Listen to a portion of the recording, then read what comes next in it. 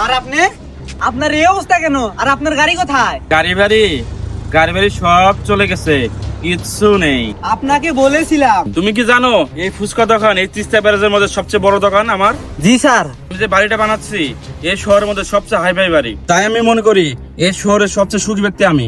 কিছু মনে করবেন না, আপনার এরকম মনে হলো কেন? আমার গাড়ি বাড়ি ব্যাংক ব্যালেন্স সব আছে। কিন্তু স্যার, সুখী হওয়ার জন্য তো এসব জিনিসের দরকার হয় না। কি বলতে চাচ্ছ তুমি?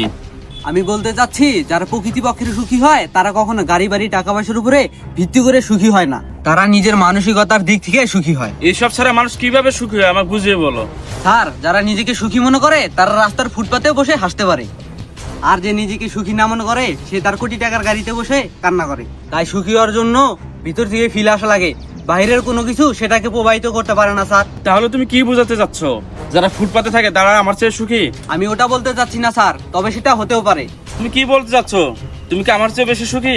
বেশি কম বুঝি না স্যার, তবে আমি সুখী। 30,000 টাকা চাকরি করো, গাড়ি বাড়ি কিছু নেই, তুমি আবার কিরকম সুখে থাকো? আমার কিছুই নেই স্যার, আমার একটা সুখী পরিবার আছে, আর এই 30,000 টাকা বেতন দিয়ে আমার পরিবারের সকল ইচ্ছা মেটাতে পারি, আর এতে আল্লাহর রহমতে চলে যায় স্যার। সবাই বুঝলাম, কিন্তু তুমি জীবনেও বড়লোক হতে পারবে না। আমি নিজেকে বড়লোক মনে করি। আমার থেকেও বেশি? আপনার থেকে বেশি না, তবে আপনার থেকে কমও না।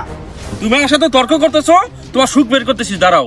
আজকে থেকে তোমার চাকরি নট, দেখি তুমি কিভাবে সুখে থাকো। ঠিক আছে স্যার, আপনার দা ইচ্ছা, তবে একদিন গাড়ি বাড়ি টাকা পয়সা চলে যেতে পারে, আর নিজের সুখকে ভিত্তি করে বিবেচনা করে তাদের টাকা পয়সা গাড়ি বাড়ি একদিন চলে যায়।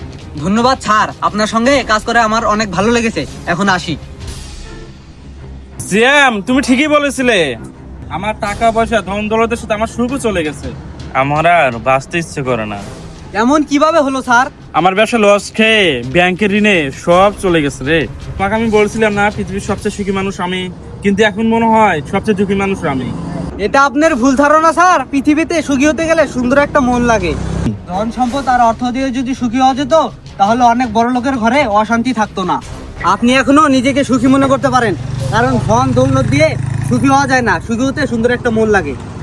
আর নিজের যা কিছু আছে তাই নিয়ে সুখে থাকার নাম হচ্ছে জীবন। হয়তো তুমি ঠিকই বলেছো, এখন আমার যা কিছু আছে তা নিয়ে আমি সুখে থাকবো। সব সময় মনে রাখবেন, ধন সম্পত্তি দিয়ে কখনো সুখ কেনা যায় না, সুখ আসে মনের ভিতর থেকে। ভিডিওটি ভালো লাগলে লাইক কমেন্ট শেয়ার করতে ভুলবেন না, আর আপনি যদি নতুন হয়ে থাকেন তাহলে একটি ফলো দিয়ে যাবেন।